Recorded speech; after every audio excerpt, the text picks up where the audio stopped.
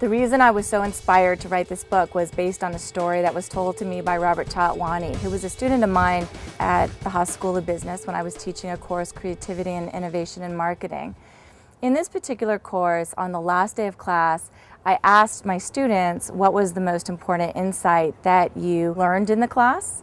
And many of the students emailed me a PowerPoint slide or two. Robert emailed me a PowerPoint deck, and it told the story of his best friend, Samir Bhatia, a 32-year-old South Asian who was recently diagnosed with leukemia.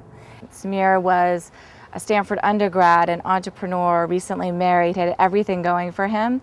It came at an incredible shock.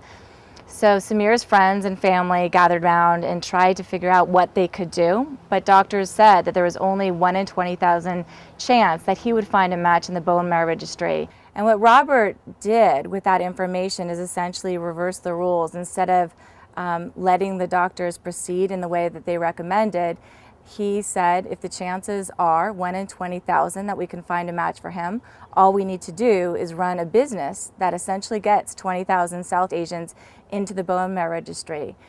But the doctors told Robert and friends and family of Samir that they only had weeks to do this. Working with another set of friends who were friends with a man named Vinay, who also recently got diagnosed with leukemia. They harnessed social media and worked with it strategically to essentially bank 24,611 South Asians in the bone marrow registry within 11 weeks. And they found a perfect match for Samir and a near perfect match for Vinay. The tremendous story of Samir and his friend Robert Chatwani that designed and executed a remarkable almost military-style campaign to find him a perfect bone marrow match in an attempt to save his life was inspiring to write about it from a theoretical perspective, and I looked at it and thought, this is really an amazing asset. It was an incredible story for me. It transformed the way I thought about how to help others in the world.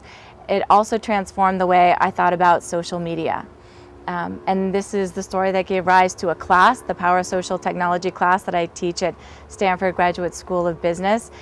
It also led to the Dragonfly Effect book. And the intent of that book is really to improve or save the life of one individual and more deeply give tools to for-profit and nonprofit organizations so that they can fit their social good goals in line with a business objective. Not everyone should have to be as smart and as committed and as organized as Robert Chatwani and his friends are in order to save their friend's life. And that's when I thought that attaching the executional framework and sort of the marketing operations background that I have to the theoretical and psychological background and the observations that Jennifer saw, that was really the opportunity.